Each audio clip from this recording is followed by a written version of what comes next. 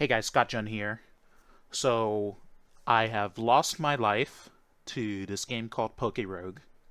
If you don't know what PokeRogue is, it is a Pokemon game that is free to play. If you just Google PokeRogue, you can find more information. It's a lot of fun. Highly recommend it. Be careful, you might get addicted and lose your life. It's crazy that a solo developer can make something like this working like I can't imagine the dedication it takes to make a game like this and have it work and also not get sued up the ass. And it's trending big time, really big. If I look at the Twitch category over here, it has 9.2 thousand viewers. Goddamn. Okay, so if you want more information about what PokeRogue is, then that's not what this video is.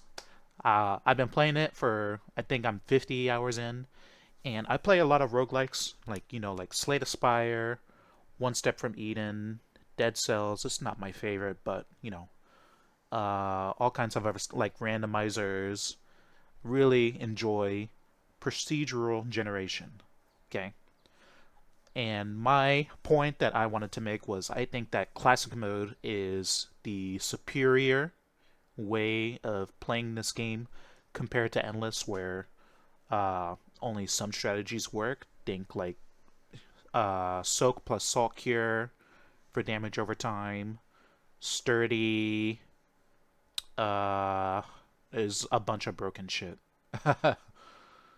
Well, I don't really know if Pokemon was necessarily designed for big ass numbers. Like if you've never seen like clips of endless mode in PokeRogue, I highly recommend it. But it's like some Disgaea shit, like infinite scaling, and it gets a little bit ridiculous, and it doesn't really seem fun to me.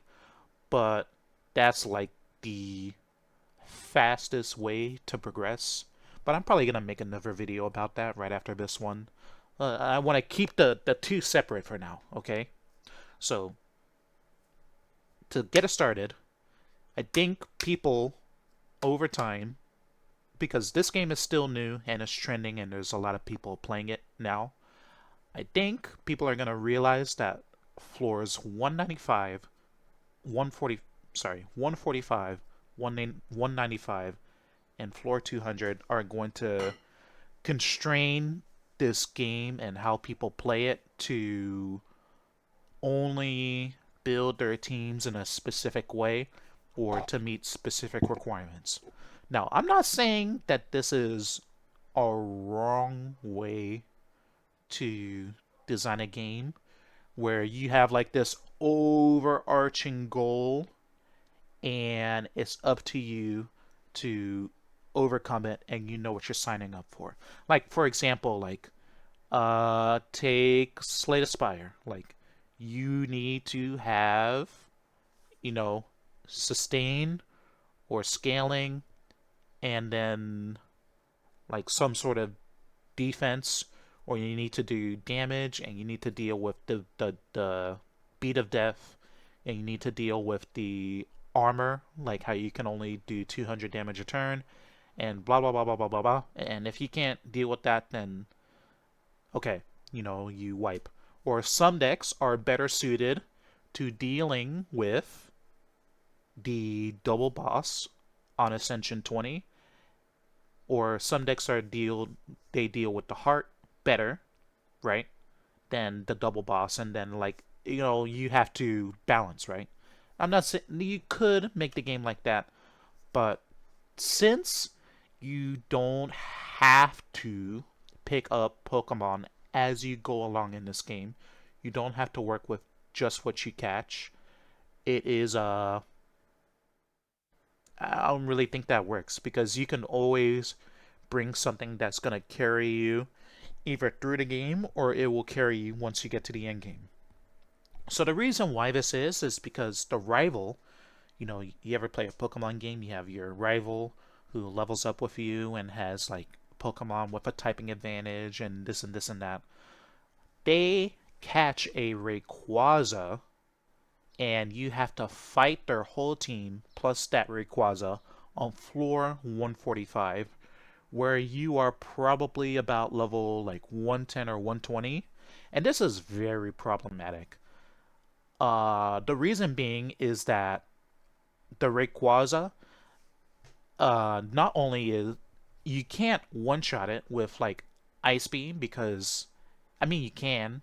I'm not saying you can't Blizzard it if you have like something so broken, but it because it has like the boss health bar where you're not allowed to one shot it, you have to have a really specific strategy to overcome it, or it's like so outrageous, like how difficult it is.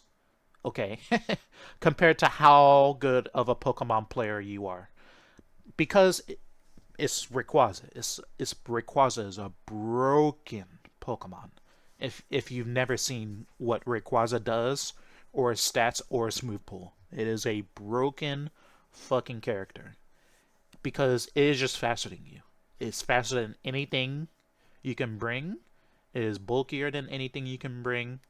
There is no way you can stop this thing from one-shotting your whole team unless you bring like very specific strategies. For example, think of like if you have something super tanky with Feather Dance, think like Corviknight. Like, okay, that might work, right? Or there's probably a couple of like Strength Sap, but I think the Rayquaza is always special. I mean, that would work, but you're not always going to be able to build that. So you need a guaranteed way to deal with this floor, which include Sturdy Metal Coat, which of course is a broken combo if you can find it. Uh, a Lowland Muck with like Strength Sap, a bunch of defense, Toxic, and so on and so forth, right? I don't know if a Lowland Muck learns Recover, but that would be something. Or make the AI switch over and over and over into stage hazards like spikes and stealth rocks, toxic spikes, and so on. Because once you learn the AI is gonna try and keep up, and it's really fun that they try. Like if you have like uh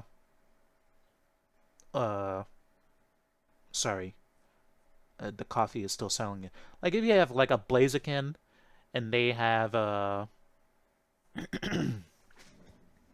like a Gardevoir or something with no like typing resist, then they'll switch, right? They'll switch so they don't get one shot by what's Blaziken's trademark fire move? Don't they have like a high jump kick that's fire typing? They have like some insanely broken fire move. But that's what I'm saying, right? They'll try and switch to not get one shot. Yeah, Blaze Kick. Yeah. If the AI sees that they have like a typing disadvantage, they will switch, and then you can make them switch into Spike, Stealth Rock, Toxic Spikes over and over and over, right? That's one way to do it. Or you overpower it somehow because you have like a legendary, or you're faster, or somehow like you don't die to Outrage or Hurricane or something. Hold on. Like this one, like it's not always going to be guaranteed. But most of the way that people deal with 145, 195 is you catch a fairy steel type, so you can wall the flying type moves and also switch into outrage. And that's not always a guarantee that you will have that. Okay? Maybe a fairy type, but a lot of fairy types are super derpy. But maybe, I mean, if you have a balanced enough team, or if you've caught enough stuff that isn't like completely dead weight, then you will probably be able to take like any fairy type, and that is enough to clear it, which is outrageous. It's annoying. It's not a guarantee that you're gonna have that, and if you don't have it, then this fight is like the biggest piece of shit. It is like so outrageous that you can walk over like the whole game up until that point for like an hour, and then once you hit floor 145 or 195, then you have like no hope. It becomes impossible. So the whole game is about these three floors, okay? speaking of the whole game, the last boss, slightly less demanding, but it still constricts what strategies you can bring in since you have to pray that you don't get outspeeded by the last boss, which is Eternatus, Poison Dragon, Legend, insane, insane stats. The problem is the speed. Like, it doesn't matter what strategy got you to that point because it will outspeed anything that you can bring that is not completely fucking broken. So, what the fuck is that? Things that work on Eternatus, if you didn't know, are Curse. There's a lot of biomes with ghost types. Status effects because it can't clear them, right? Like paralysis. I mean, it clears it when it goes into its phase 2, which I think is a smart way to do a last boss, right? Have it clear status effects. And since it absorbs your items, which I think is a real bitch, make sure you don't have items like leftovers or berries on your carry or your secondary once the fight changes. So in summary, I think like my round of feedback is that a PokeRogue as a game or as a concept could go a really long way in the replayability department besides what it already offers, which is insane. Okay? Simple changes that could add replayability would be to make like have people manually make teams for like the rival or the Elite Four or uh sorry, randomize the teams that the rival will have in a pool of pre-drafted teams made by like volunteers, right? I'm sure. Like, imagine if you fight the rival on floor 145 and she has the like World's VGC 2014 winning team, right?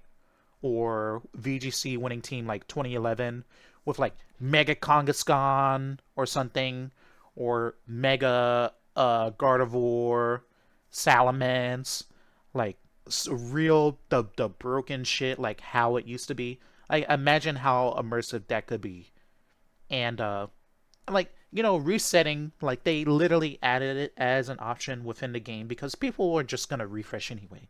Like it's a browser based game, right? I think it would still be engaging for you to build your own strategy and see how it interacts with the rival strategy and see if you can overcome it. Like, what if they had like a Mew, bulky, toxic spikes, recover, wall type opener? And then, like, how do you deal with that, right? Wouldn't that be so crazy? Like, oh, there's a bunch of TMs that give you rapid spin, but you didn't bring one. Like, wouldn't that be a fun challenge to figure out how to overcome, right? Another thing they could do is make it so you know what the rival like I'm saying also randomize the legendary that the rival will have. Like, wouldn't it be cool if they had Ho or Lugia or Mewtwo, right? Actually, I did fight the Elite Four, and the final boss was Red, and he had a Mewtwo, and that was just like, oh shit, like I'm getting swept. I'm getting like he's so fast. He does so much damage, right? I actually that fight I had a Alakazam and he was faster, which is so insane. Alakazam, one of the goats of the game. So like imagine that. Like he has like what if the rival himself has Eternatus, and then you get a huge leeway to know like, okay, I have to deal with Sludge Wave, Outrage, Eterna Beam, and then like probably like Flamethrower, and that's what their legendary is gonna be. So you can build like, oh, I need like a steel, I need ice, I need like a muck, I need special bulk, right? Like, wouldn't that be super interesting? Like, if every run was that different, or uh, they could also, if they're gonna do that, and it's going to be a random legendary that the rival has, then maybe give the player a way to beeline or find a legendary, say on like floor 100. If you follow your map to this area by floor 100 or floor 130, you can find a Groudon in this biome, or you can find Kyogre in the undersea biome, or if you go up to space, God bless, you can find like Kyurem or something. Wouldn't that be cool? Like, okay, so yeah, like you can get like Deoxys, right? That would be like, if you feel like you're not comfortable with how your run is going and you need more power, then you can be like, oh, I need to find like what the legendary is gonna be, you know, and then like you're free to decline it and then progress like how you want, or you can take it, right? Wouldn't that be cool? And speaking of that, like they need to do something about how repetitive the random battles on every floor are and how difficult it is to go to certain biomes. Like, have you ever been to the laboratory biome or the darkness biome or the badlands or the lava mountain? Like, it's just so random. Yeah, I think a lot of people have never seen these and the Pokemon that are in them, which is unfortunate. I think they need to make the map a core gameplay mechanic so you are no longer randomly moving around the map. Since what happens is oftentimes you're just going to move around the early biomes over and over and over and over and over, and the Pokemon in them are not really very useful because their base stats are so low, you know?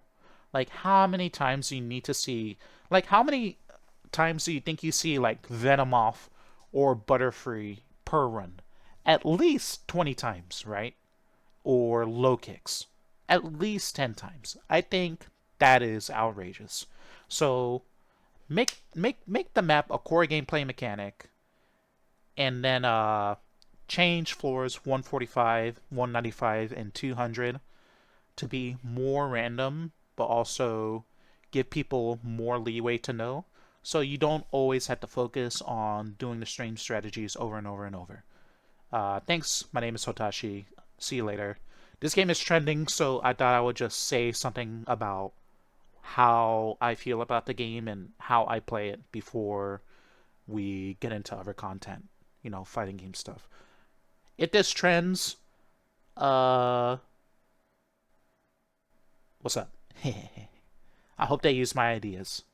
If I were offered the chance to like, you know, point design decision as somebody who plays roguelikes and also competitive gaming, then I would be happy to. Let me know. If I were a developer myself, if I knew C sharp or whatever, then I'll probably, do a split off of the public GitHub and see if I can do something, right? So that's all. Thanks, everybody.